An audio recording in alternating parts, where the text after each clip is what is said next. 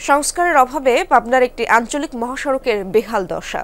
কাজ শুরু হয়, তবে আগস্টের পর কাজ ফেলে গায়েব ঠিকাদাররা। এতে চলাচলে চরম ভোগান্তি পোহাচ্ছেন এই অঞ্চলের মানুষ।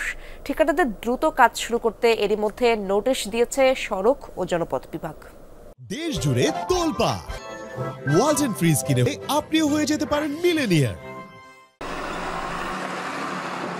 পাবনার চাটমোহরের জার্জিস মোড় থেকে মান্নাননগর আঞ্চলিক সড়ক 18 কিলোমিটারের সড়কটি দিয়ে পাবনা সহ আশপাশের কয়েক অঞ্চলের মানুষের যাতায়াত।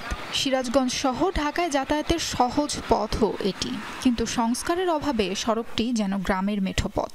চরম ভোগান্তিতে চলাচলকারীরা।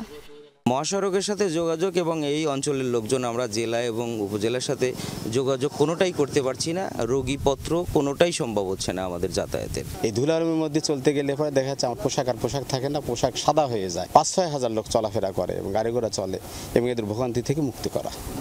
স্থানীয়রা জানায় 8 মাস আগে সড়কের 12 কিলোমিটার অংশের সংস্কার কাজ শুরু হয়।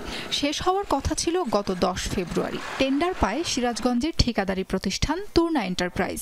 মাস দুয়েক কাজও হয়। অভিযোগ, আগস্টে পট পরিবর্তনের পর কাজ ফেলে পালিয়েছে ঠিকাদাররা।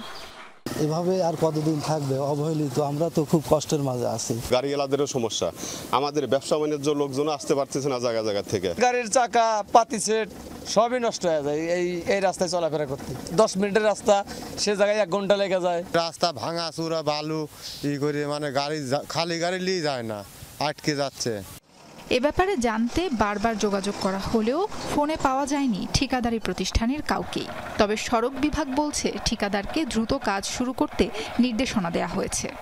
ঊর্ধ্বতন কর্তৃপক্ষকে তার কাজের অগ্রগতি সম্পর্কে অবহিত করব এবং তার বিরুদ্ধে বিধি মোতাবেক ব্যবস্থা গ্রহণ করার জন্য আমরা ঊর্ধ্বতন কর্তৃপক্ষকে অনুরোধ জানাবো।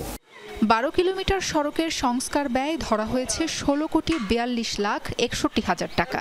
এখন পর্যন্ত কোনো বিল তোলেনি ঠিকাদারি প্রতিষ্ঠান তুর্না এন্টারপ্রাইজ।